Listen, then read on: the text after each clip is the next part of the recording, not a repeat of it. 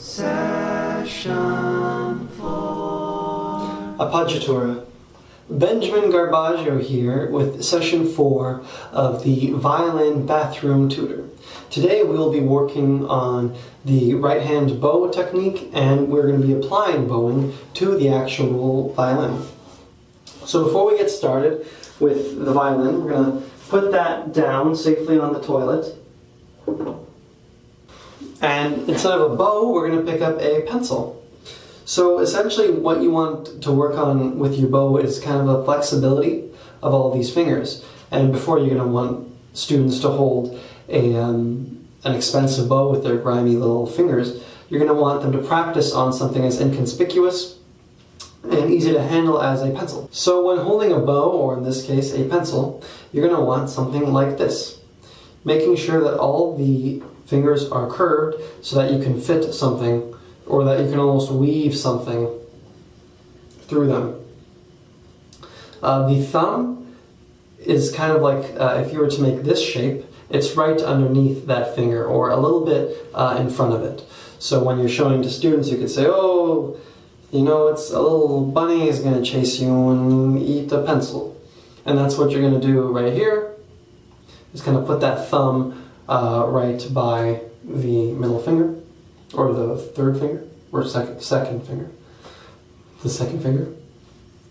Then the pinky will be a little bit spaced out. This could be a tricky part for beginners.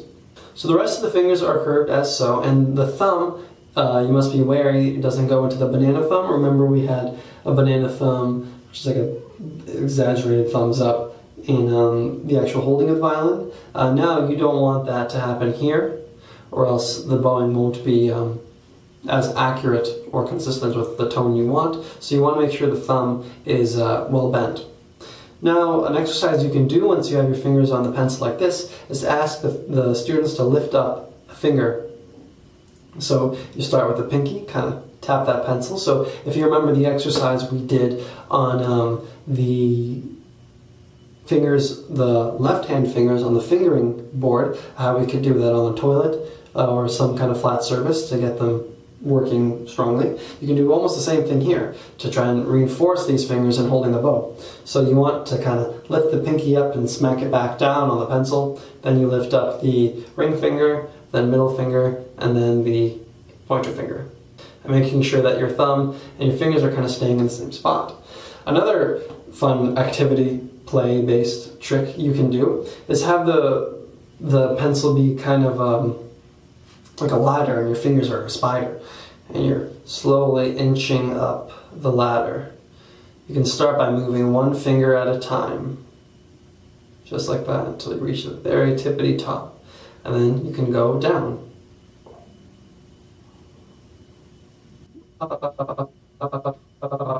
Etc., etc. You do that, and you make sure that the kids are taking breaks, or beginners are taking breaks, and you're shaking your hand out a lot, because it can get a little tense after doing that for a while. Once your students feel comfortable with using the fingers on the pencil, you can then introduce the bow, as it is here. So initially it doesn't really matter if you tighten the bow or not, but in this case we will tighten it. Screw the tightening knob clockwise. And you want it to have enough tension that it feels that the string, the hair, is not visibly parting, but you also want room for just enough room for your pinky to kind of go in between the middle of the bow, and between the hair and the stick. So you might want it a bit tighter. That's about as tight as we want to go. So with the bow, you can do the exact same exercises you did with the pencil. Maybe you can hold your hand down below so you don't drop the bow, or your students don't drop the bow. So right below, I'm just doing this. And you can just climb back up. And this time you can do it faster, or you can have kids race each other. That could be a fun little game, you know. And then you just kind of oh, and you reach the top. And so that's a fun activity. You can go back down to strengthen the fingers and the bow hold. So right up to my left is the anatomy of the bow, as you can tell. But the most important part that we need to consider is the frog. The frog is this kind of section over here with the little white dot in the middle. Everything is really in relation to the frog, or in relation to the tip when bowing. So a down bow would be going away from the frog to the tip, and then an up bow is from the tip to the frog. You always want to start playing violin with or start a note with the frog or the tip, as these areas have the most amount of tension and you can get a consistent sound, nothing too scratchy or irritating.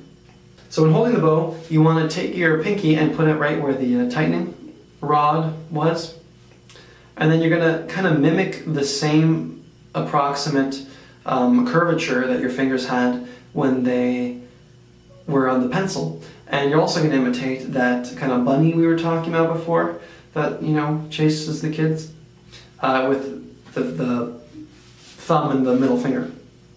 So the thumb will be resting kind of right about where the frog ends, right there, kind of wedged in there. And then the pinky goes there, and then the rest of the fingers go along with the middle finger right above the thumb, and the pointer finger, index finger, a little bit bent so that it's not really on its pad like that, but sort of so you can add more pressure there. And so you have a good hold when you can kind of put pressure from your finger like that, kind of. That's all from an index or from your pinky. So that could be a fun game that you shouldn't let get out of hand, but that you could go like index, pinky, index, pinky, index, pinky, pinky, pinky.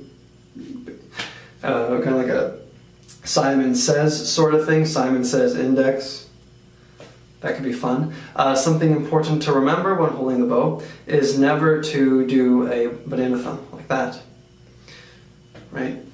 You don't want your thumb to be jutting, you want it to be curved. Just like so. And yeah, that's...